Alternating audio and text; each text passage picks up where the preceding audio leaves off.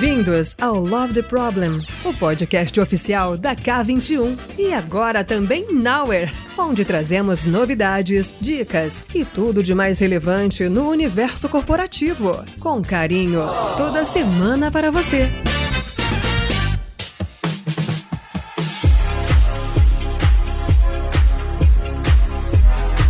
Fala galera, tudo bem? Muito bom ter vocês aqui hoje, mais uma vez ouvindo o Love the Problem com a gente, o nosso videocast aqui da K21, e hoje com a presença de dois amigos, né? Dois companheiros já de mais de 10 anos de jornada aqui, dois mentores, mentorados, amigos, sei lá, vamos botar aqui as qualificações, tão poucas para descrever. Hoje comigo no episódio, Rodrigo Toledo, Marcos Garrido, dá um oizinho aí galera. E aí, beleza? Correto.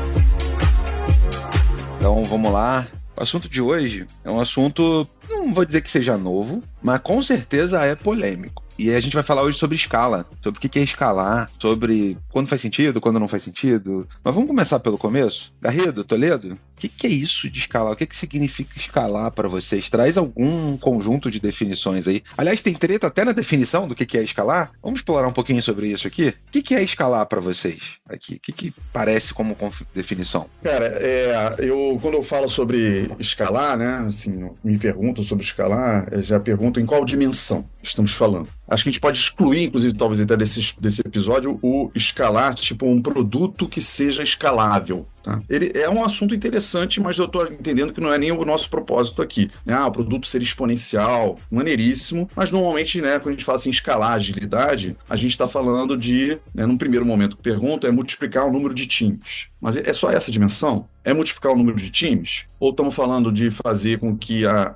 mentalidade ágil, a cultura se espalhe dentro da empresa? Ou estamos falando, dentro de um produto, a gente escalar, né, o que se entende de ágil naquele produto. Então, tem pelo menos 3 dimensões diferentes que a gente pode tratar desse assunto aqui. Então, para buscar um pouquinho de definição, assim. Eu curto pensar no seguinte, engraçado, eu ia falar a mesma coisa sobre diferentes dimensões, então vou complementar o que você disse, porque na verdade, quando as pessoas falam em escalar, eu tenho a sensação de que as pessoas estão naturalmente imaginando o cenário de, então vamos levar a agilidade para todos os cantos da empresa. Só que aí nascem algumas disfunções, como por exemplo o tal do tombamento. Então vamos fazer tudo ao mesmo tempo. E aí as coisas começam a não dar certo. E aí as pessoas passam a olhar para a escala como a coisa mais complexa do mundo, porque a gente acabou fazendo também de um jeito que não funciona legal. E aí é interessante que, por exemplo, se eu tenho um negócio e nesse negócio eu tenho vários produtos ou serviços diferentes que eu ofereço, escalar não necessariamente significa todo mundo caminhar para o mesmo jeito de pensar ao mesmo tempo. Mas eu posso ter, de repente, o jeito de escolher um produto ou um fluxo de valor e esse eu vou otimizar ponta a ponta. Só que para fazer isso, eu preciso fazer com que todo mundo esteja trabalhando em sintonia, trabalhando a partir dos mesmos valores e princípios e tal, e aí eu levo agilidade para todo o fluxo. Então tem várias maneiras diferentes de fazer isso, tem várias maneiras diferentes de abordar o assunto, e talvez por isso que ele seja tão polêmico, CFC, porque é um assunto que ele não tem começo, meio e fim. Depende muito do que você quer resolver, de qual problema que você está tentando resolver, e depende muito da cultura da organização e do que a pessoa que está trazendo o tema entende sobre o que é escalar naquele momento, naquele contexto, naquela situação ali. Perfeito. Acho que voltando um pouco na nossa base aqui, K21, né, coisa que a gente já fala há muito tempo, e os 4 domínios, achei legal, tanto você quanto o Toledo, Garrido e Toledo, falaram um pouquinho sobre a questão do produto ou de negócio, certo? Quando a gente está falando de produto, normalmente a gente está falando de um tipo de negócio que a empresa tem, e é disso que a gente está falando de escalar, é de lidar melhor com um produto, ou vários produtos, ou um tipo de produto ou serviço. Então, bacana. De fato, eu corroboro com... Queria botar zoom aqui numa coisa que vocês falaram. Muita gente acaba tratando o tema escala muito pela perspectiva de processo, de organizacional, de como é que eu faço rollout disso e eu crio caixinhas que eu consigo enxergar tudo funcionando dentro de um template standardizado, digamos assim, né? E aqui já tem uma primeira, eu acho que, equilíbrio no mínimo que você tem que fazer. Eu consigo empatizar e entender com quem quer standardizar a sua empresa, porque afinal de contas, é no mínimo mais fácil você entender as relações e desdobramentos que acontecem. Mas será que isso está conversando conversando com o negócio e com a necessidade de negócio, o momento de negócio da sua empresa? Será que está se olhando o lado cultural? E aí vamos combinar aqui, tem uma parte, nós que já estamos aqui há algum tempo falando de produto, de agilidade no mercado, tem uma parte que a gente abandonou, foi a parte técnica, certo? Dentro do contexto de mercado. A gente andou muito para trás em não avançar com práticas de engenharia de software, são básicas, mas que impedem a agilidade. Então, só retomando um pouquinho lá da nossa origem, dos 4 domínios, é uma coisa que a gente sempre fala, e até essa própria análise pode ser válida. Você quer escalar o quê? Em qual momento que você está agora? Às vezes você nem discutiu ainda sobre o negócio, a necessidade do negócio do produto, e você já está discutindo como você vai rolloutar times, né? Como você vai tombar times. Pode ser a discussão errada para o momento, né? Boa, galera, boa. E tem um ponto interessante que é a consequência natural de você escalar aquilo que você tem hoje é você acabar aumentando a complexidade daquilo que você já tinha, né? É que nem pegar a Torre de Pisa, por exemplo, tá lá inclinadinha, e você botar mais 10 andares nela. Se você não acerta a fundação primeiro, não adianta escalar. Você vai escalar o problema. Você vai fazer aquela complexidade que você tinha ficar ainda pior. Então é interessante que tem aquela frase do Craig Larman, né? Que é desescalar, que é o objetivo, que talvez o que ela tente trazer ali como conceito seja simplesmente a ideia de vamos tentar entender qual o problema que a gente quer resolver primeiro, vamos estruturar a coisa de um jeito legal, agora que a gente conseguiu simplificar a nossa forma de trabalhar, agora dá para fazer com que isso escale. E essa discussão ainda se encaixa nas dimensões que o Toledo trouxe. Eu posso fazer isso para um fluxo de valor, eu posso fazer isso para um produto, eu posso fazer isso para um departamento, eu posso fazer isso para uma BU da empresa. Então dá para fazer de várias maneiras diferentes, mas acho que o fundamental é evitar a ideia de construir em cima do que você já tem. Porque se você faz isso, você pode estar, na verdade, só sedimentando aqueles problemas que já existiam e eles vão ficar lá para sempre. Toledo, você vira e mexe e discute sobre alguns modelos de escala, sobre alguns modelos... Tem sigla, inclusive, para isso. Como é que é? Fala um pouquinho, explorar um pouquinho aqui. Talvez só para não perder já que vocês trouxeram os 4 domínios aí, é algo que a gente criou lá atrás, há 12 anos atrás, e até hoje permanece. A gente fala, né, que quando a gente está fazendo uma transformação, os 4 domínios têm que andar, que é um bichinho de 4 patas, né? Então, isso, claro, que cabe para escalar. Então, essa Torre de Pisa, né, que eu adorei a analogia do Garrido, mais uma dele que eu vou absorver para usar, ela tem que ser olhada sob a perspectiva dos 4 domínios. Porque eu tentando escalar mais o lado técnico, por exemplo, que você falou, né, que continua sendo mais esquecido, não tá bom, a Torre de Pisa. Se eu tentar escalar, mas ainda tô com uma cultura de comando e controle, também vai dar errado, é a Torre de Pisa. Se eu tentar escalar, mas eu ainda não tenho um olhar sobre o negócio, né? Ou seja, não é um negócio, né? Eu estou orientado a projetos e não a resultados, eu estou orientado a entregas e não a resultados, a valor, Torre de Pisa. Ou seja, para cada um dos 4 domínios, você tem que olhar se a coisa não está torta antes de escalar. Só na linha de coisas curiosas aí, Toledo, esses dias eu ouvi o produto aqui da empresa ele é biodegradável. Como é que é o negócio? Oi, produto biodegradável? É que de 2 em 2 anos a gente refaz ele do zero, porque a gente não cuida do lado técnico. Biodegradável, joga fora e faz de novo. É isso, né? É uma instanciação de um lado técnico não cuidado. Mas vamos lá, Toledo, voltando. Aí, acho que assim, tem uma coisa bem interessante talvez para falar aqui, que isso me ajudou desde o início, né? Acho que eu comecei a fazer consultoria até um pouquinho antes da K21 existir, né? Tem uns 15 anos, assim. Quando eu comecei a me deparar, né, com as primeiras lá no início era, né, consultoria para fazer um time aqui, 2 times ali, outro. Quando eu comecei a me deparar com a coisa de dúzia de times e tal, eu trouxe um valor. Eu acho que ele não é valor, é uma prática, é valor, prática lá do XP, é valor, princípios e práticas, um princípio do XP, que é da autossemelhança. Cara, esse princípio me norteia até hoje, que é o seguinte: coisas que valem para um time, dadas as devidas proporções, você consegue aplicar para múltiplos times. Então, por exemplo, eu tenho um problema de colaboração dentro de um time. Que tipo de ferramentas eu uso para fazer colaboração dentro de um time? Quando comecei a me deparar com problema de colaboração entre times, cara, eu vou usar os mesmos tipos de ferramentas aqui. Então, por exemplo, a gente faz pair programming. Então, faz o seguinte, vamos fazer um pair teams.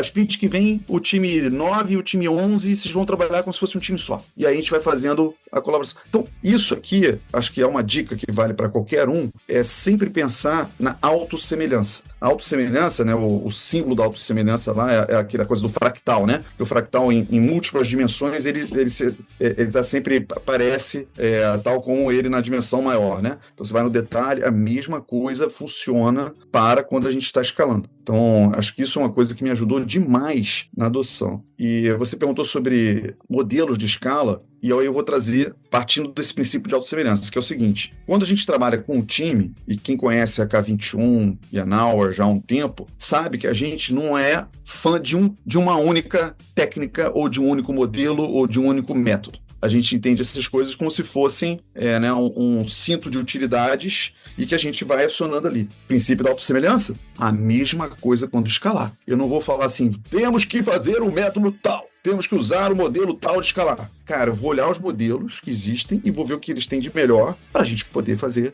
Qual é o resultado que você está buscando, certo? Inclusive, de qual dimensão, qual domínio, perfeito. Perfeito. Isso, qual é a próxima dor que eu quero resolver. E o problema de pensar em qual modelo que eu vou adotar e você adotar o modelo exatamente como ele foi desenhado, é que, na verdade, você tem que se adequar ao modelo, né? E isso pode ser complicado em vários cenários diferentes.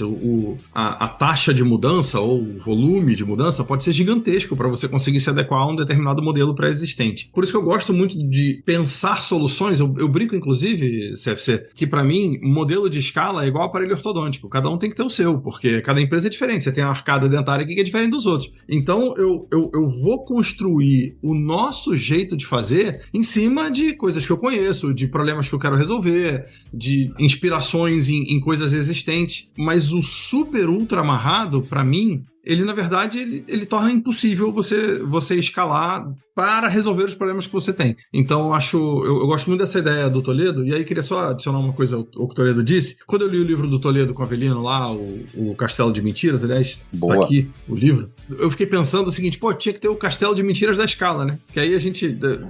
como é que eu escalo o castelo? Não, vamos fazer mais 5 andares no castelo. Não, mas peraí, tem que acertar aqui embaixo primeiro. Eu fiquei com esse negócio na cabeça, acho que eu nunca falei isso pro Toledo. Porque, no fundo, quando eu falei da gente acertar a fundação da Torre de Pisa aqui, era a gente se livrar do que ele escreveu aqui, dos problemas, das disfunções que estão escritas no livro. Porque aí você acertou a base e agora você pode crescer. Só que o próprio jeito de escalar também é cheio de disfunções. Então, eu tenho que acertar a base e tenho que acertar o jeito de fazer. São duas dimensões diferentes que você tem que tomar muito cuidado para você não cair no engessei demais, agora nada funciona. Né? Eu quero fazer um check aqui, uma ficha que me caiu enquanto a gente falava, ou um insight que eu tive, tá? Você que tá ouvindo, que nasceu depois dos anos 2000 e não sabe o que é ficha, pode ser um insight, tá tudo bem? Mas a ficha que me caiu aqui é o seguinte, faz sentido antes da gente discutir escala, discutir qual é a estratégia de transformação que a gente tá buscando alcançar, né? Que alavanca a gente tá buscando mexer aqui. E aí os 4 domínios, inclusive, é um bom frame, a gente sempre usa em cima disso. Uma vez isso discutido, que caminho a gente quer seguir, que alavanca a gente tá querendo mexer, aí sim, cara, quais são as melhores soluções? Vamos olhar pro cardápio, certo, Toledo? Aqui, para que caminhos talvez tocar. Eu não quero perder, Toledo, por isso que eu vou insistir aqui naquele teu modelo, naquela tua sigla. Isso. Porque eu acho que ela de alguma forma também ajuda a tangibilizar alguns dos caminhos aqui. E daqui a pouquinho, você que tá ouvindo, a gente vai falar de ferramenta também. Tem polêmica sobre ferramentas, mas segura aí. Vamos lá, Toledo. Primeiro um pouquinho sobre as letrinhas aí da sigla. Uma das coisas que a gente quer fazer, e aí é legal, de novo, o princípio da autossemelhança, né? Porque a gente quer ter times, né? Pensando aqui num time só primeiro. Eu quero ter times multidisciplinares. Show. Né? Ou seja, não preciso ter todas cada pessoa responsável por uma disciplina. Eu tenho que ter todos os conhecimentos ali dentro. O que nos leva a profissionais do tipo T serem mais importantes que profissionais do tipo I. I é aquele especialista numa coisa só, e o T é o que entende de vários assuntos além da sua especialidade. Agora vamos escalar. O que a gente acaba observando dentro das empresas, quando a gente chega com as empresas com vários times,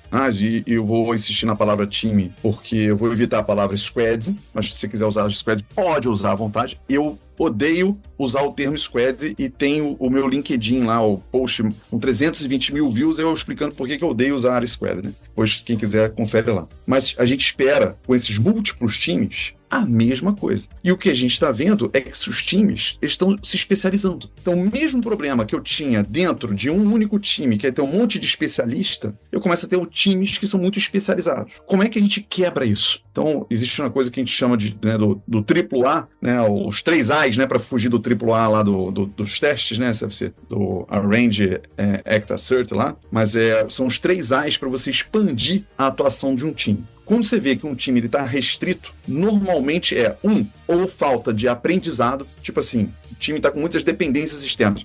Eu acho que também é legal falar sobre isso aqui, tá? O maior problema, no fundo, organizacional, dentro do domínio da organização, em escalar, está em dependências. Que geram filas, né, no final do dia. Geram as filas gigantescas e que fazem com que o seu lead time seja enorme e você deixa de ser ágil, no final das contas. Quanto mais dependências você tem, e essa é uma das críticas, inclusive, quando chegar lá nas polêmicas, né, que eu vejo que algumas técnicas de escalar querem antecipar o problema de dependências, ao invés de resolver o problema de dependências. Então, como é que você resolve o problema de dependências? É você criando mais autonomia para esses times. Então, já é um dos 3 A's. Vamos lá. O time depende de... esse aqui a gente depende de um outro time. Mas por que você depende? Vocês não sabem fazer aquilo? Não, a gente não sabe. Então, é aprendizado que está faltando.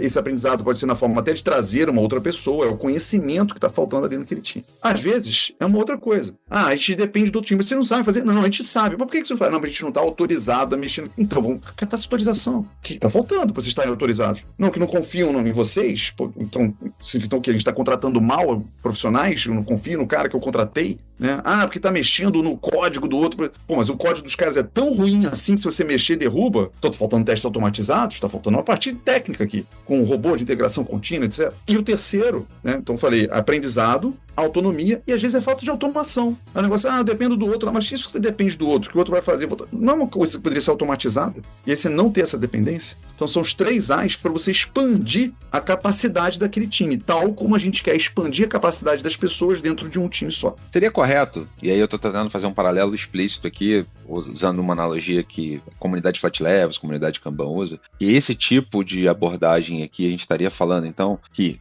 usando a analogia de time, a gente está horizontalmente expandindo fronteiras aqui, mas também, possivelmente, verticalmente. Porque o horizontal seria você poder tocar mais ponta a ponta o teu produto, o teu serviço aqui e entregar ele. Ou seja, diminuindo dependências e as filas. Mas também, por que não vertical? Porque você estava falando de autonomia e pode ser sobre priorização, pode ser sobre mudar um processo organizacional, porque hoje implica de não poder fazer, certo, Toledo? Aqui faz sentido isso para vocês, galera? Isso, a gente quando explica, né, o LESS, sem querer antecipar das formas de escalar, que é o Large Scale Scrum, a gente gosta de fazer esse desenho de forma bidimensional, né? Os times, e a gente tem como, né, inclusive nas nossas consultorias a gente faz isso, a gente pega lá, tem esses 20 times aqui, tá, mas vamos desenhar qual é a atuação deles. São 2 dimensões, uma dimensão técnica e outra dimensão em termos de negócio. Então, às vezes os times estão limitados tecnicamente, que normalmente é a primeira coisa que a gente pensa. Mas muitas vezes estão limitados também na dimensão de negócio. Eles não têm autonomia numa decisão, eles pegam só um pedaço do backlog ou só um determinado assunto, né? E aí você volta a ter o problema de dependência. Então, de fato, você tem razão, são 2 dimensões que a gente quer expandir a atuação dos times. Tem um ponto interessante aqui, Toledo falou algumas coisas que me chamaram a atenção. Para mim, multidisciplinaridade é a ausência de dependência externa, indo em linha com o que o Toledo falou. Então, para mim, assim,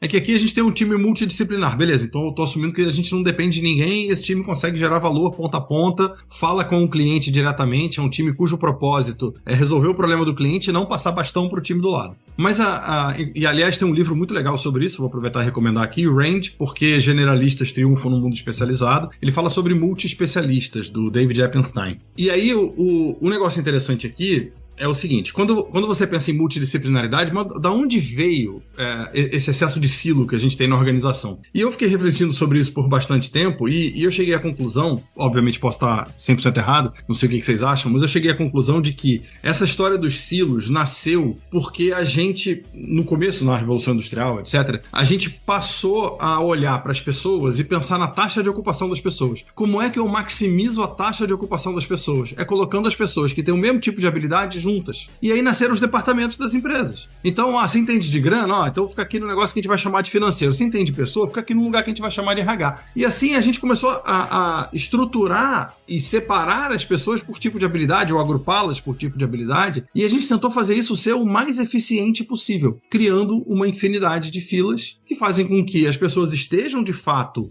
ocupadas, mas o sistema organizacional como um todo é pouquíssimo produtivo. E como as empresas cresceram absurdamente no último século, cara, a gente escalou a torre de Pisa que estava mais torta ainda. E a coisa ficou uma loucura. Então eu acho muito interessante esse conceito de multidisciplinaridade, mas eu acho que a origem de todos os problemas que a gente está discutindo aqui, ela está em crenças de gestão mesmo, em modelo mental de gestão, que é o que a gente precisa mexer nas organizações que a gente passa. Com trade-offs conscientes, né, Garrido? Eu acho que uma coisa que você puxou aqui, porque quem está nos ouvindo, por exemplo, eu vou dar um exemplo bem nível time ali, bem... Imagina que você tem uma pessoa de dados, uma pessoa que está trabalhando ali na análise de dados, e, cara, eu não tenho, ou uma pessoa até de financeiro, que seja, e eu não tenho uma pessoa dessa para cada time, certo? Do ponto de vista financeiro, eu não consigo nem colocar isso, cara, a conta não fecha. Se eu for botar isso, uma para cada time. Então, é óbvio que algum nível de eficiência e algum nível de trade-off vai ser feito nesse design e nessa escala. Acho que o grande ponto é, existe um modelo que é super eficiente para a conta do financeiro fechar. E existe um modelo que é mais eficiente para o fluxo fluir, para o trabalho fluir. Vamos chamar assim, né? E eu acho que essa é uma das discussões de escala que às vezes vem pouco para a mesa, porque a gente fica tão focado no processual, nas discussões que a gente vê no mercado, que a gente fala pouco sobre esse nível de trade-off entre, cara, vale talvez investir um pouco mais para ter um maior número, uma maior multidisciplinaridade, ou seja, eu tô aumentando meu custo fixo talvez, certo? Se fosse numa lógica bem financista aqui, porém, cara, isso vai melhorar muito a vazão, muito fluxo, muito menos dependência, muito menos fila. E aqui é o sweet spot, né? Que é difícil. Esse é o trabalho orgânico ali que a gente tem que, acho que, voltando no princípio da autossemelhança. Como é que eu faço esse tuning entre gastar mais de maneira consciente no multidisciplinar versus não também sair gastando à toa? E aí, quero já trazer aqui um ranço bem no CPF aqui. Quantas vezes a gente passou em transformações como consultor, a gente olha aquele modelo de vamos sair criando um monte de produto, um monte de PO, um monte de diga aqui o cargo que você quiser agora, que foi criado por causa dessa transformação. E essa discussão do trade-off nem foi feito porque o modelo mandou, porque o ágil mandou. Essa eu já ouvi muito na minha vida. Porque senão eu não sou produteiro, eu não sou uma organização de produtos se eu não tiver 5 layers de time de produto. Acho que esse é um insight importante de trazer aqui, né? Qual é o trade-off consciente no modelo de escala que tá sendo discutido aqui? Essa é uma decisão econômica, né? Então, e é uma pergunta simples que a gente tem que fazer, só que a gente não faz para o modelo como um todo, a gente faz para cada tipo de habilidade ou para cada problema que a gente quer resolver. Que é o seguinte, quanto custa ter um designer em cada time? Essa é a única pergunta que eu vejo as pessoas fazendo, quando na verdade a próxima pergunta deveria ser, e quanto custa não ter? E aí você toma uma decisão baseada no resultado das duas perguntas, é uma decisão econômica. Então, só que não é para todas as habilidades, é para cada uma delas eu vou tentar entender, não, e para esse aqui eu preciso do trade-off, eu não consigo ter essa estrutura dentro do ideal. Eu sei qual é o ideal, mas eu não consigo chegar lá. E a resposta não é única para cada produto, né? Não é. Porque o designer, talvez, no time de aquisição, onboarding do produto, é completamente diferente do que eu tô perdendo, do que talvez seja, sei lá, do time de cuida de algum processo interno de pagamento, por exemplo. É absolutamente contextual e ela precisa ser feita. Só que não adianta fazer só a primeira, que é o quanto custa. Você tem que fazer a segunda. E quanto custa não ter? O que eu perco por não ter? E aí você paga pra não perder? E aí vamos bancar essa? Não, essa não vai dar pra bancar. Não, então tudo bem, beleza, não tem problema nenhum. É isso, mas são decisões que têm que ser conscientes e não baseadas no modelo.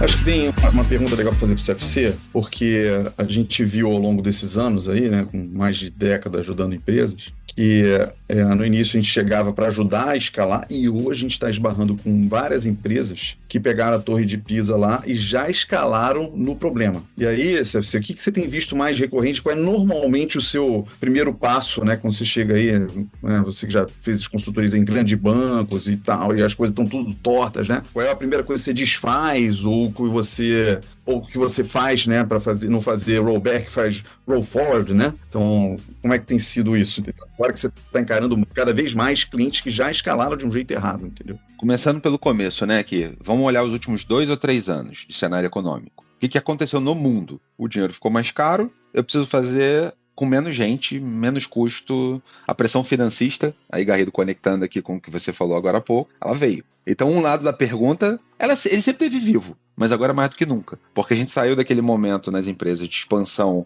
desenfreada, de investimento em novos produtos, novos serviços, novos times, como por consequência, para um momento de, opa, dinheiro tá caro, taxa de juros alta, vamos aqui, como é que a gente faz mais com menos? Essa é a tônica dos últimos 2 ou 3 anos, fazer mais com menos. Aí na hora que vem essa pergunta, e no modelo de escala, o que está acontecendo? Uma boa parte dos cargos contratados, cara, está sendo ripado, digamos assim, está sendo destruído, layoffs e afins acontecendo.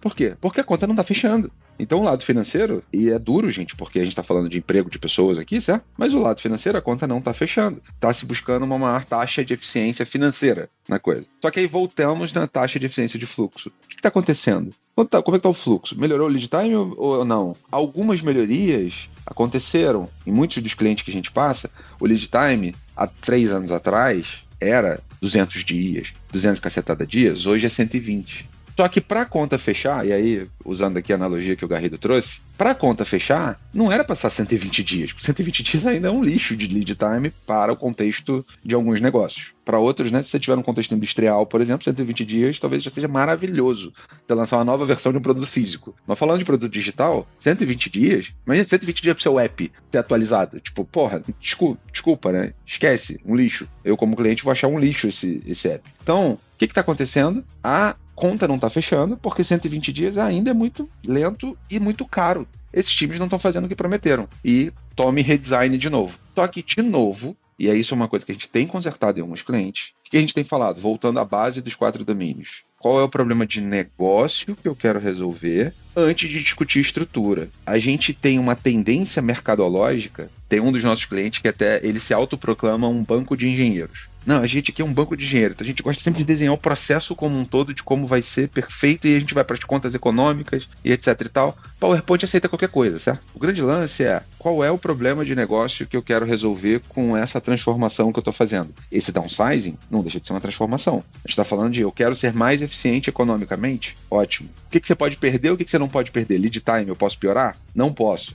Então... Cara, quais são as restrições de negócio? O cliente está tudo bem com o cliente não receber app no lead time e tal? Eu preciso montar bem qual é o frame de olhar de negócio que eu preciso para aí eu ter as outras discussões. A gente hoje discute complexidade, a gente discute escala, a gente discute estrutura principalmente, e esse é um cenário muito comum, e as pessoas passam meses desenhando a estrutura, meses tentando validar toda a análise prévia. Aí quando você vai e bota no ar, adivinha. Como diz o filósofo Mike Tyson, qualquer plano, na hora que você vai, né, começa a luta, o plano vai por água abaixo na hora que você toma o primeiro soco na cara. E a coisa não tá funcionando. E aí cai-se nessa entropia. Eu acho que a primeira dica, então, é bota o domínio de negócio na frente para o que eu tô precisando alcançar. O que não está sendo alcançado. Aqui agora a gente começa a discutir estrutura. Isso, inclusive, é habilitar a discussão de trade-off mais consciente. Se a análise de dados, para usar o exemplo que eu usei agora há pouco, é um negócio fundamental para a sua empresa nesse momento, cuidado com tentar gerar uma super eficiência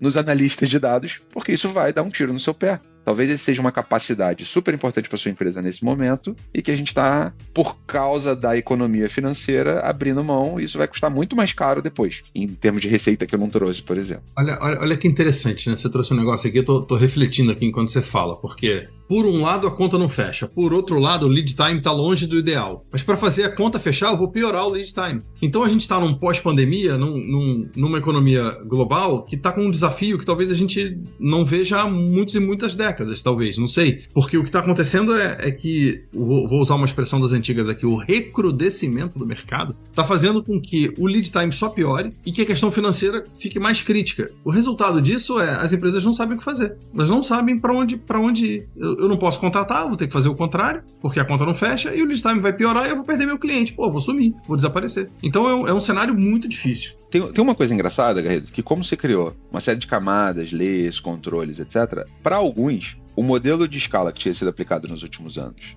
ficou também tão complexo que a volta às origens, ou a volta, digamos assim, a um time menor, a um conjunto menos burocratizado de coisas, até gerou um efeito melhor de primeiro momento. Mas ainda está under capacity. E aí isso não vai ser... Então, a gente tem visto muito no mercado que esse movimento de economia, ele foi, digamos assim, guiado pelo CFO, ou pela CFO aqui no primeiro momento, e agora está se voltando a, peraí, mas se for só no olhar financeiro... Exatamente. Aí a conta também não está fechando.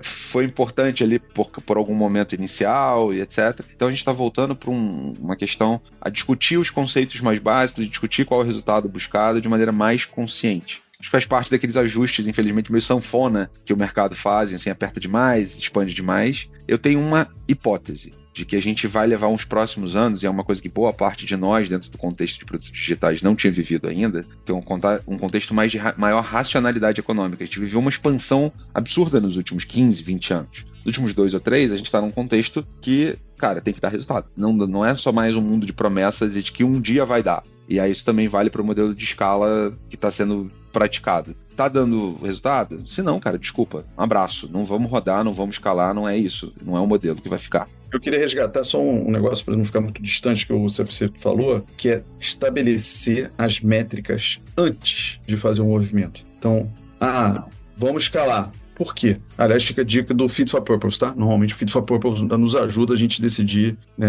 quais são essas métricas. Mas a gente estabelece essas métricas. Estão falando que de lead time, é redução de lead time, é satisfação do cliente, é ganho, é economia, né? Normalmente não é uma métrica só. A gente vai medir algumas coisas. A gente tem esse painel enxuto também, não é para medir 150 coisas. Qual é esse painel enxuto que a gente vai olhar para aí a gente fazer um movimento? Ou de escalar, ou, né, que foi na minha pergunta original lá, de corrigir a escala, que já escalaram errado, tá? Então, isso aqui, ó, essa métrica não pode piorar, essa aqui é a que tem que melhorar, essa aqui a gente espera um resultado daqui a 2, 3 meses já ser refletido nisso aqui, então, e é olhar para esse painel. E aí volta o princípio da autossemelhança, porque para quem gosta de tecnologia, né, ou quem é de background de dev, é a mesma coisa fazer o TDD. Eu crio primeiro o teste para depois fazer o desenvolvimento. Ou para quem gosta mais da área industrial, estão falando do sistema puxado. Eu só movimento em cima daquilo que me puxa, que me guia. Então,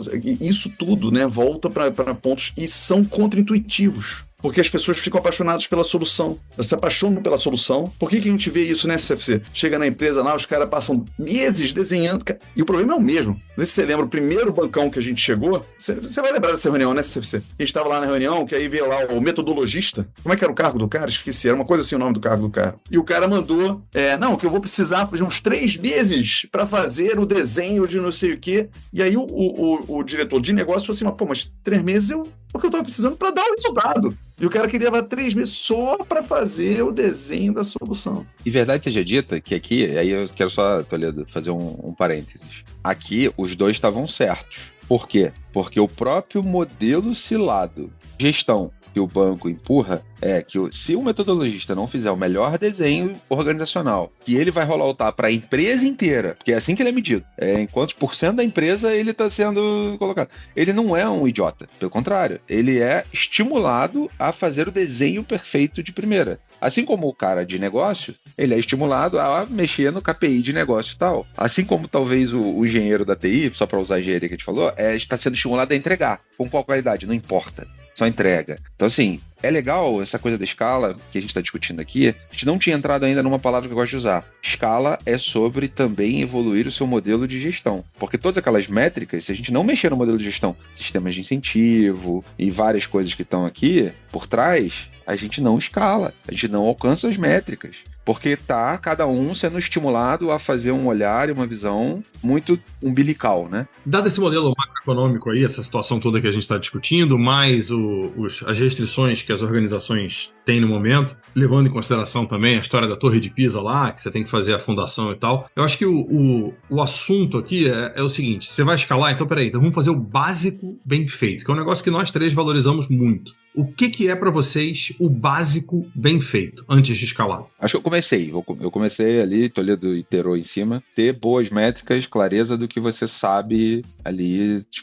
e que você quer alcançar. E os guardrails também, né? Aquilo que você não pode piorar. Então, uma vez isso, aí, Toledo, vou me permitir aqui. Será que você tem que, de fato, fazer os times performarem melhor, fazer mais entrega? Porque às vezes você não tem nem confiança. Tô só dando exemplos aqui, que os times são capazes de entregar. Será que você precisa organizar seu portfólio? Porque hoje você está rodando 250 coisas em paralelo e aí, na verdade, as pessoas estão afogadas. Será que o que está nesse portfólio não está discutido estrategicamente? A gente está fazendo coisas menos importantes e aí são 3 caminhos válidos. Mas aí, de novo, qual é o problema e métricas que eu quero alcançar para você olhar caminhos? Todos os 3 caminhos que eu falei aqui agora, por exemplo, a gente já entrou em empresas e fez consultoria começando por qualquer um desses 3 caminhos. Tem um depende gigantesco de qual é o problema que você está precisando resolver. A gente entregou um monte de coisa, mas o resultado está ruim. É isso, qual é o problema que você quer resolver? E aí, por exemplo, 3 formas de entrar e começar a mexer que conversam com escala, mas que não necessariamente são rolloutar uma escala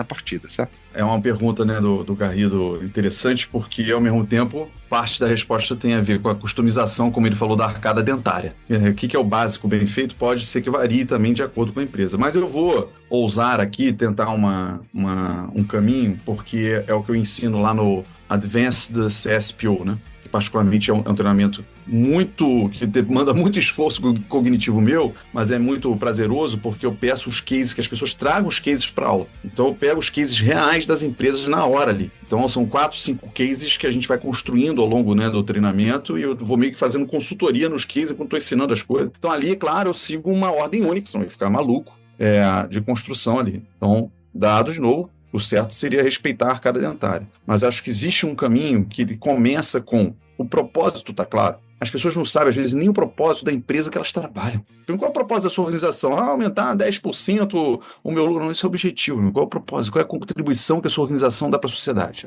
Legal. Qual é a contribuição da tua área? Qual é a contribuição desse produto? Né? Então, você começa com essa construção. Aí a gente vai entender o que é o nosso fluxo de valor. Qual é o nosso fluxo de valor? Entender o fluxo de valor significa entender o ponto a ponta e as etapas. Agora, o que está dentro desse fluxo de valor? Aí, usando conceitos tipo flight level, né, onde seria o nosso flight level 2. Né? Quais são os nossos projetos ou iniciativas? Temos gargalos, temos dependências, Então, existe uma ordenzinha que lá no Advanced SPO eu vou seguindo, que para mim são as coisas do básico bem feito. Mas, como você falou, né, Garrido? Vai depender da arcada dentária, e aí, dependendo da atuação, aí traz, o que você falou, métrica primeiro. E acho que é importante, talvez, trazer aqui, eu vou jogar para um de vocês dois, então, a cultura da experimentação, né? Porque entender que o que é a diferença entre esse discurso que eu acabei de fazer de um básico que talvez seja para todo mundo e o que é o que a gente, de fato,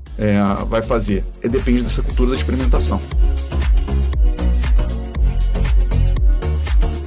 Acho que eu vou pegar um gancho que passou aqui na minha frente, vou me agarrar a ele. Porque quando você falou, por exemplo, propósito e objetivos, ou KRs, como isso se desdobra depois, praticamente todos os frameworks de escala plugam aí. Porque se você olhar, por exemplo, vamos aqui nos mais usados, provavelmente mundialmente hoje o mais usado é o SAFe. O SAFe, se você olhar o big picture dele, simplificado, óbvio, mas você vai ver que tem OKRs, você tem qual o propósito da empresa, OKRs, desenho de value streams, ou fluxos de valor, tá tudo lá dentro. Se você olha o LeSS por uma outra abordagem, também tá lá dentro. Se você olha o Scrum Scale, se você olha até no modelo Spotify, que não é um modelo para quem é mais antigo aí de casa, mas quando você desenha usando lá tribos, chapters, etc., você também tá olhando e endereçando, digamos assim, materializando uma série de coisas dessas. Então, por que não é só instalar? Porque, inclusive, pode parecer aqui, a forma como você trouxe é meio que uma ordem, certo?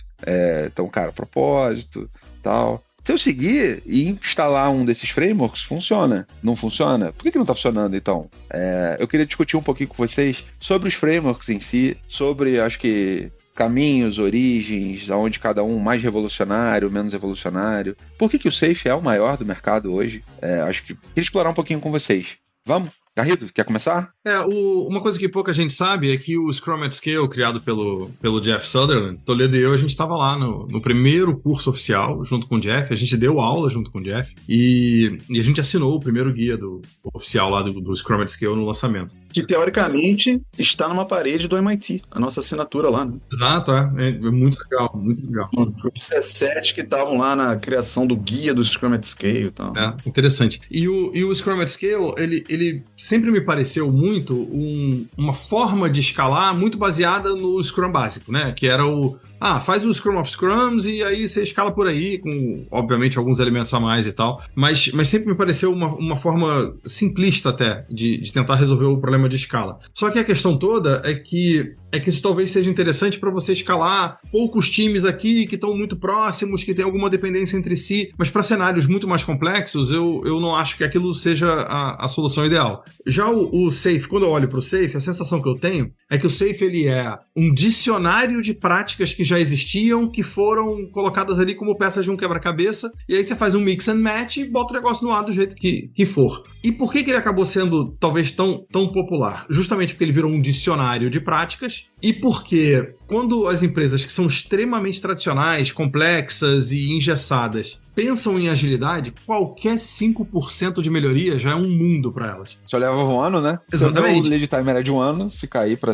3 meses, que é o trem ali, por exemplo, a release train, seria lindo já, né? Maravilhoso. Então para quem é muito tradicional e muito engessado e muito complexo, o Safe é o oásis no meio do deserto. Para quem já atravessou a ponte para agilidade e já chegou lá, é quase como se fosse um passo atrás, porque eu vou engessar coisas que eu já resolvi. Então, eu entendo o Safe justamente como um passo em direção à agilidade, mas não é o destino final para quem é muito grande e está começando. Aí eu acho que faz sentido. Até porque o destino final não é nenhuma ferramenta, né? Não é o lead time reduzir em si. Exato. Né? Convenhamos. É isso. Então, de uma certa maneira, a própria estrutura razoavelmente engessada do Safe tem limite. E aí depois você vai ter que sair do Safe para ir pro ágil, entre aspas, que aí é polêmico. Essa frase que eu falei é polêmica e diferente.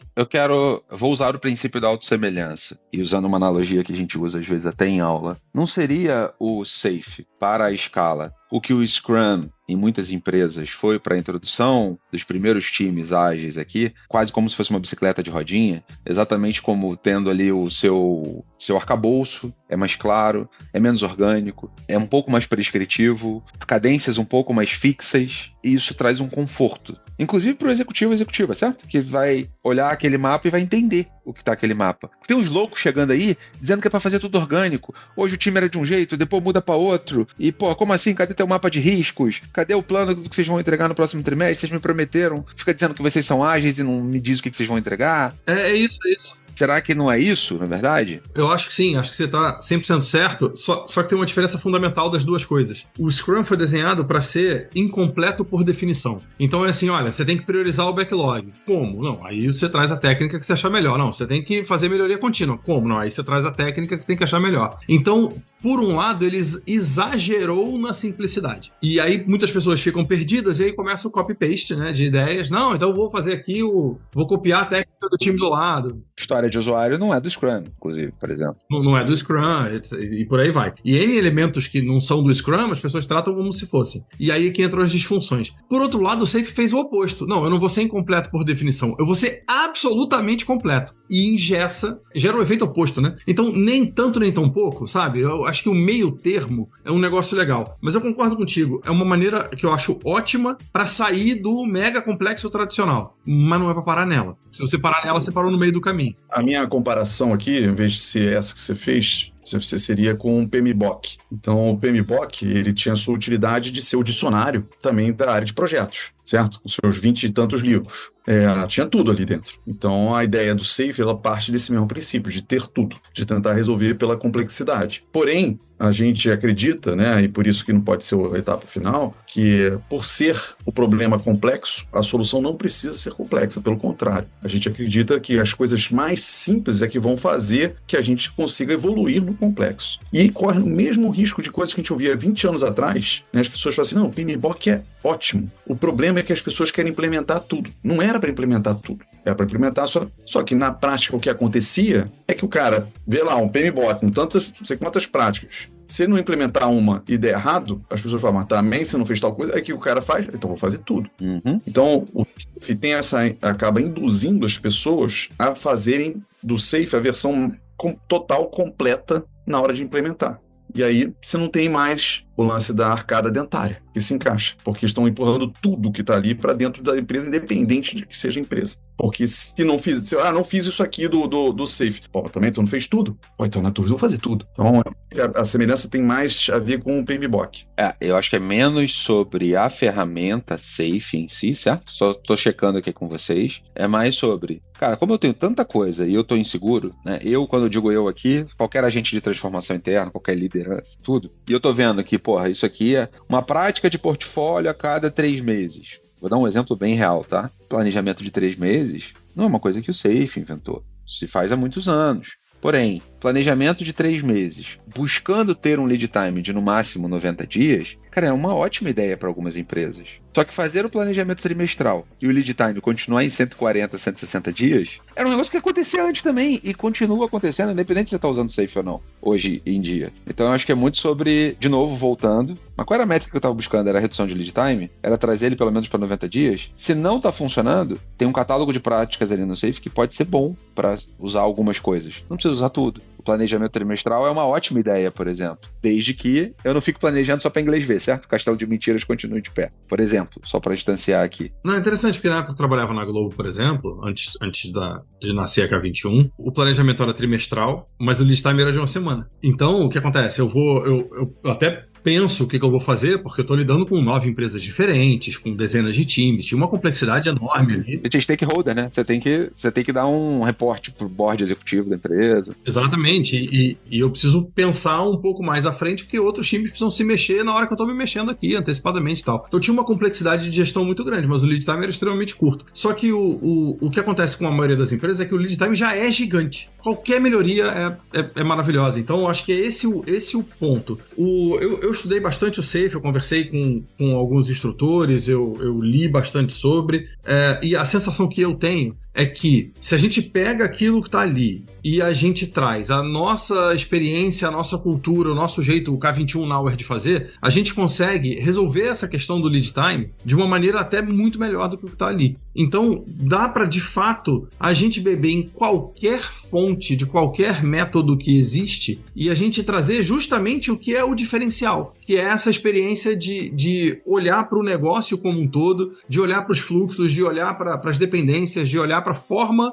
como a gente organiza o trabalho e daí a gente propor as melhorias. Então, eu acho que não importa muito o método. O que importa é o jeito de fazer. O jeito de fazer é mais importante que o método. Esse é o ponto. Toledo, eu vou puxar uma pergunta para você aqui, que assim, acho que a gente estava falando do Safe agora, o Safe ele encaixa, acho que até usando a analogia PMBOK que você trouxe no passado, as pessoas simplesmente instalarem as coisas, ele traz respostas em um catálogo grande de respostas que dá um certo conforto, certo? Principalmente para um C-level, para um nível executivo que consegue enxergar um big picture, talvez mais previsível e tudo. Por quê? Eu diria que o Safe tem uma característica mais revolucionária, ou pelo menos tem sido implementado de maneira mais revolucionária no mercado. Mas ele não é o único framework de escala revolucionário, certo? Ele conversa mais com a lógica corporativa, com práticas, inclusive, que já eram usadas, e ele organiza e sequencia isso, mas ele está longe de ser o único revolucionário. Então, pensando aqui para a gente passear pelos frameworks, eu vou começar talvez dos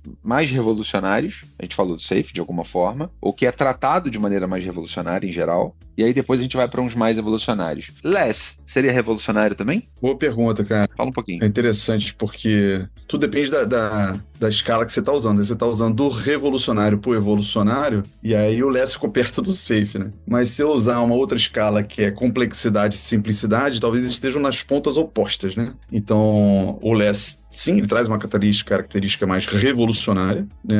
Especialmente do ponto de vista dos dois criadores, né, do método, né, que é o Craig Larman e o Bas Vold, né, eles normalmente nas consultorias que eles fazem, eles revolucionam. Porém, a proposta do Less é ser a coisa mais simples possível. Qual é o mínimo do mínimo possível que eu vou fazer aqui para conseguir escalar? Que já é revolucionário pensando em vida corporativa, certo? Exato, né? Então, o Less significa Large Scaled Scrum. Então, naturalmente, eles partem do Scrum. Então, eles pegaram o framework Scrum e falaram, cara, qual é o mínimo? Scrum é legal para um time. Qual é o mínimo que eu tenho que colocar aqui para que funcione para dezenas de times? E eles têm cases lá com mais de milhares de pessoas. E realmente é muito pouco, cara. Eles adicionaram chega a ser ridículo, cara, porque eles adicionaram uma reunião a mais, um evento a mais, e em termos de papéis, quando passa de 80 pessoas, tem um papel a mais só. Então, é extremamente simples.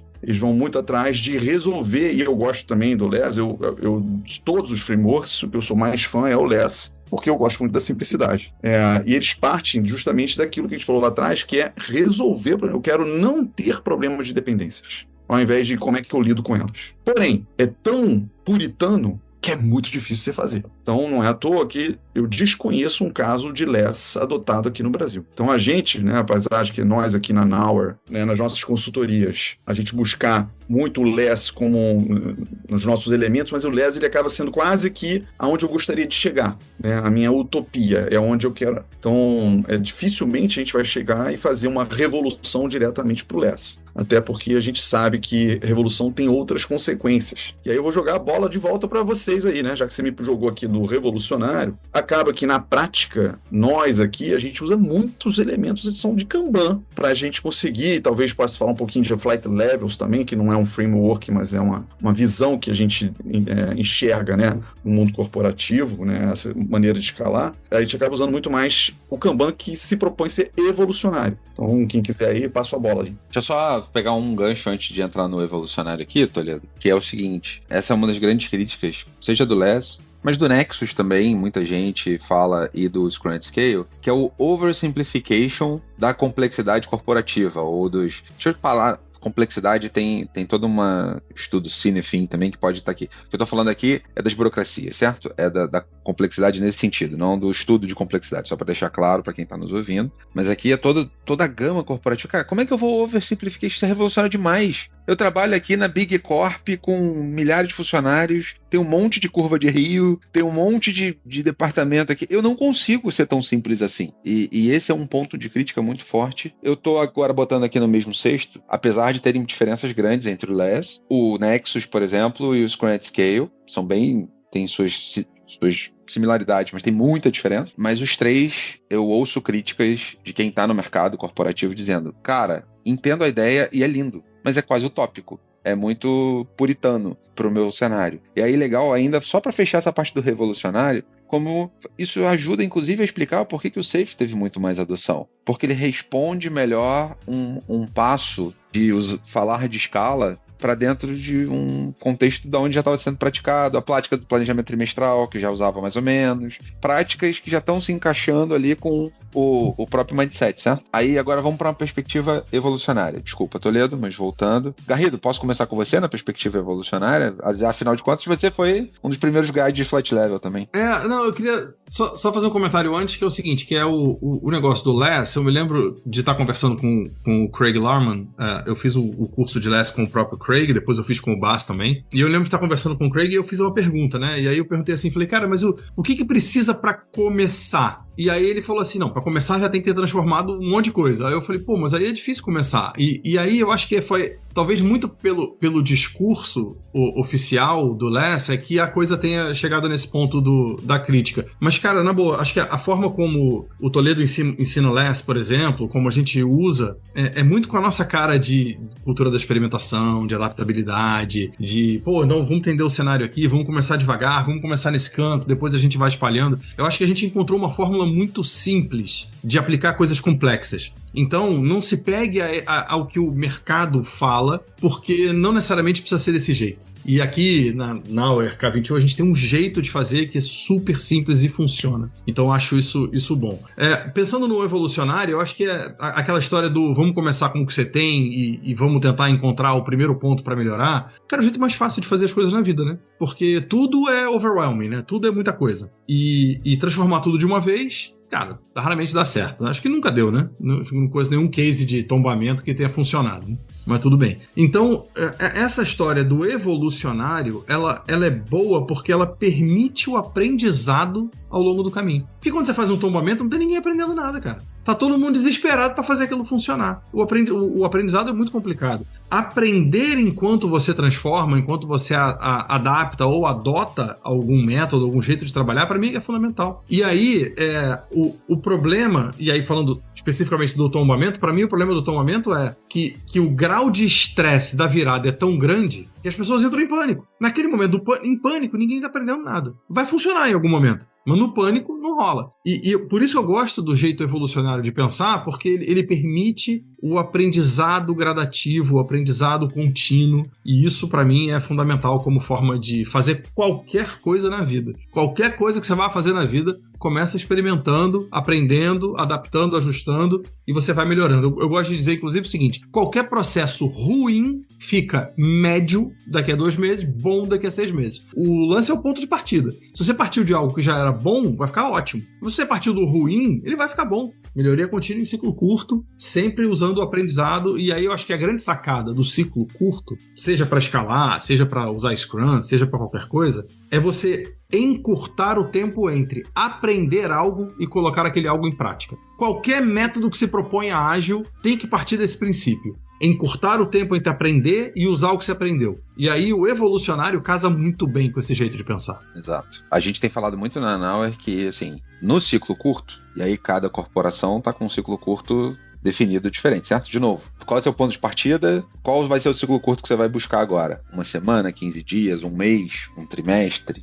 Não estou julgando aqui. É um ciclo mais curto do que você tem hoje. Nesse ciclo curto, você deveria estar melhor em melhorei os meus resultados? Trouxe resultado? Se eu não trouxe resultado, que aprendizados eu trouxe? Porque, cara, desenvolvendo produto e serviço novo, às vezes o resultado não vem, certo? Você errou o público-alvo, você errou a funcionalidade, não é bem isso, não deu match ali com o que você estava desenvolvendo. Mas trouxe aprendizado? Conectando aqui, cara. Se não trouxe nem resultado nem aprendizado, cara, tá todo mundo trabalhando. A gente deveria discutir sobre os problemas que a gente está tendo para não ter tido nem resultado nem aprendizado. Mas o ciclo curto é algo que eu não quero abrir mão, para poder garantir que essa roda está girando, né? Eu diria que esse é um dos temperos de escala que a gente busca, como Nauer, né, nos nossos clientes. O grande lance é como faz esse tempero permear a estrutura organizacional, não trivial. Tem uma coisa, Toledo, que o Les a gente falou, né, e eu ainda não queria perder, que a gente usa muito. Esse é o que a gente mais usa em consultoria, a definição de um produto ou serviço mais amplo. Eu acho que é muito importante falar isso porque esse é dos aspectos mais evolucionários se você discutir direitinho. Porque várias vezes, por exemplo, pega aí pensa que a gente falou de contexto financeiro, pensa, por exemplo, aquele banco que hoje, se você olhar POs, PMs, ele tem 25 produtos só de cartão. Cartão de crédito, cartão de débito, cartão de crédito pré-pago, cartão de crédito não sei o quê, e time de componente não sei o quê. Aí você vai olhar, você tem 25 líderes de produto olhando para uma coisa que no fundo é um produto só. E que não está sendo tratado como produto só, porque está totalmente componentizado, está totalmente espalhado, e você não consegue ter uma visão de negócio, inclusive, coesa. Por que o Garrido na Globo, por exemplo, tinha um lead time de 1 semana? Porque era uma visão muito coesa de produto, era uma visão muito boa de um macro produto, ou plataforma, por exemplo, de conteúdo ali que o Garrido era um dos responsáveis, estava muito coeso essa visão. Então, é mais fácil você conseguir focar os times e as entregas para fazer isso acontecer. Então, só um elemento aqui, que não é porque às vezes a característica para você implementar quando você lê é mais revolucionário, que você não pode pegar pequenos elementos desse e já trazer um ganho aqui. Então, tá aí um exemplo, né? Tem um grauzinho de revolução, mas é menor do que sair colocando tudo. Então, na ótica aqui do Kanban e do Flat Level,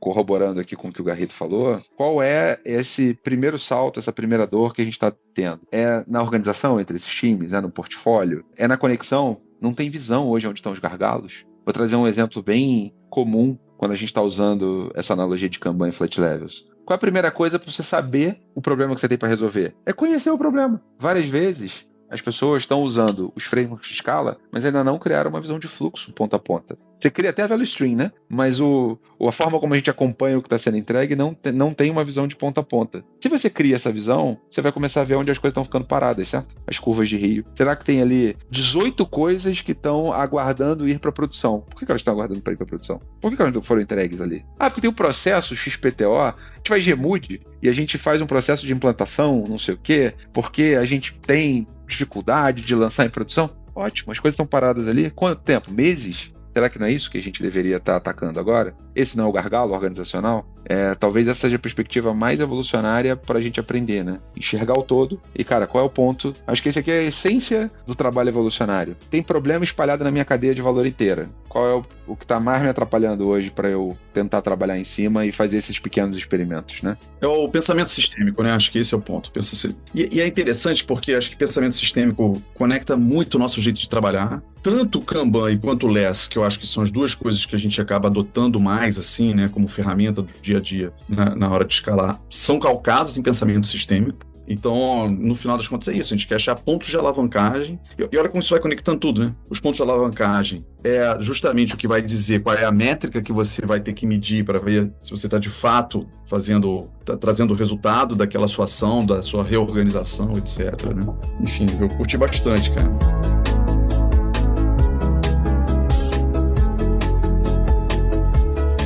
Galera, então, só para aproveitar aqui, a gente já está quase se encaminhando para o final aqui do nosso episódio, eu queria trazer um reforço aqui de todos esses métodos de escala, de todas essas técnicas que a gente falou, quais são os que vocês pessoalmente mais veem funcionar, mais gostam? Queria, de fato, reforçar aqui o positivo para quem está conhecendo, né? Tá ouvindo a gente pela primeira vez aqui, tá aprendendo sobre esse assunto. Garrido, posso começar contigo? Boa, eu gosto muito do Less, acho... Exatamente pelo que o Toledo falou, de ter sido construído em cima do Scrum, mas uma estrutura mínima necessária para aquilo funcionar em escala. Eu gosto muito da ideia por trás do Less, da forma como o planejamento é feito, da forma como a review é feita de maneira colaborativa. Eu acho isso muito legal.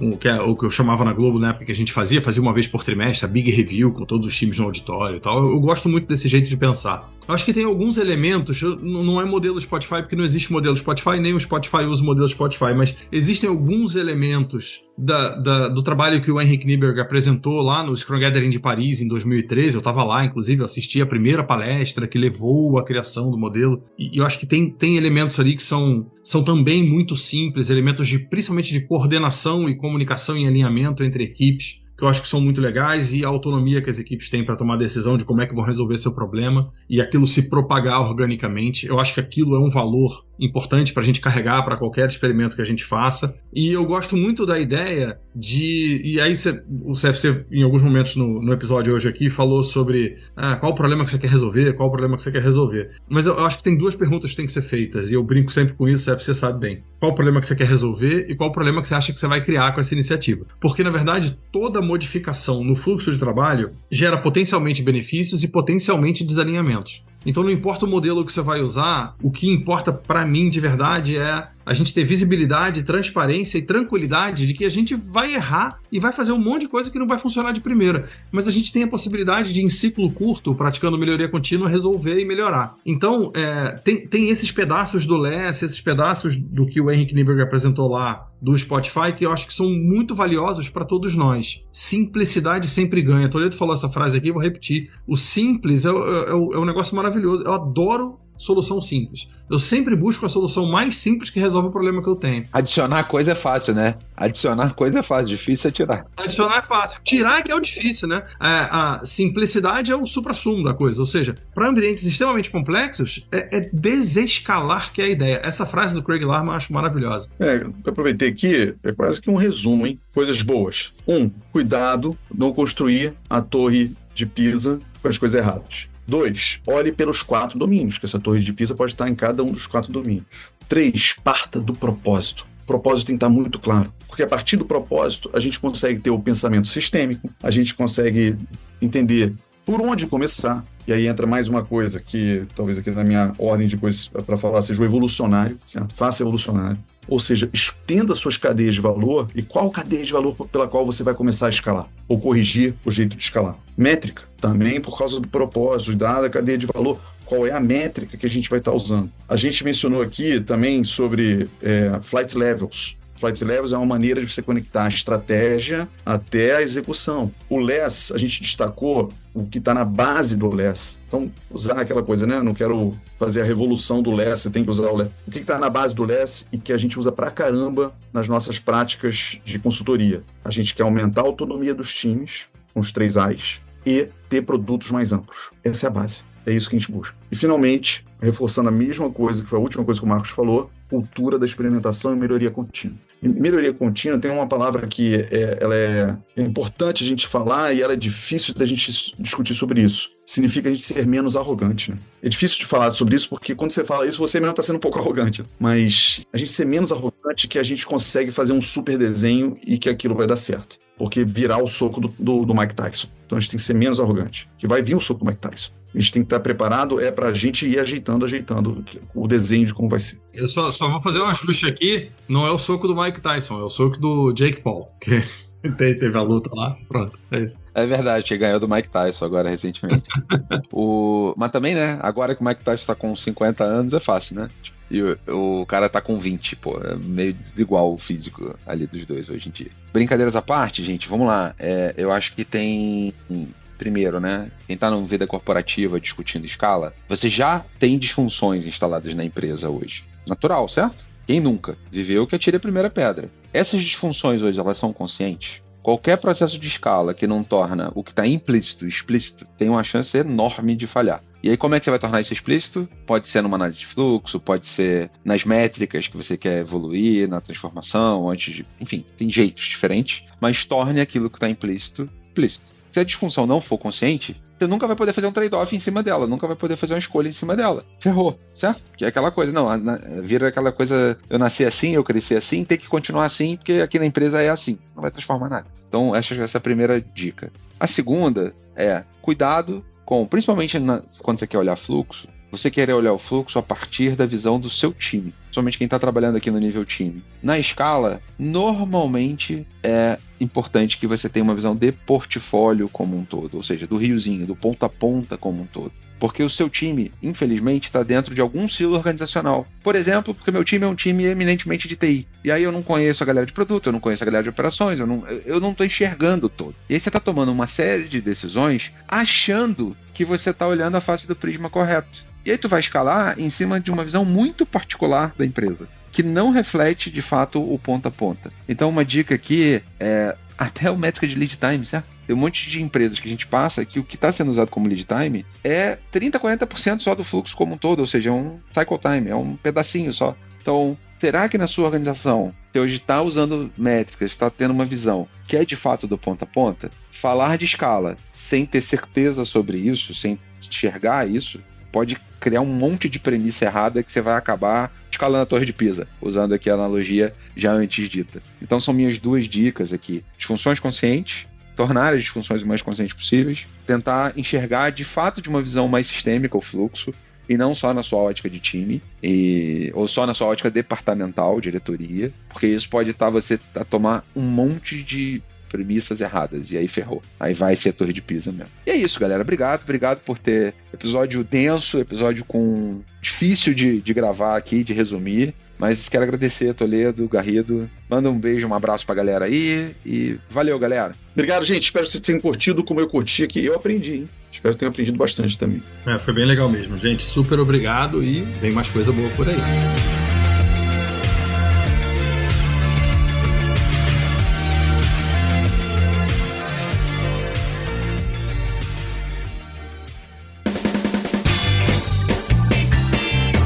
Este foi mais um episódio do Love the Problem, o podcast oficial da K21 e da Nowhere. Se você curtiu, compartilhe. Inscreva-se no seu agregador de podcast favoritos e espalhe conhecimento por aí. Procure por Love the Problem nas redes sociais e deixe seu comentário ou sugestões. Até o próximo!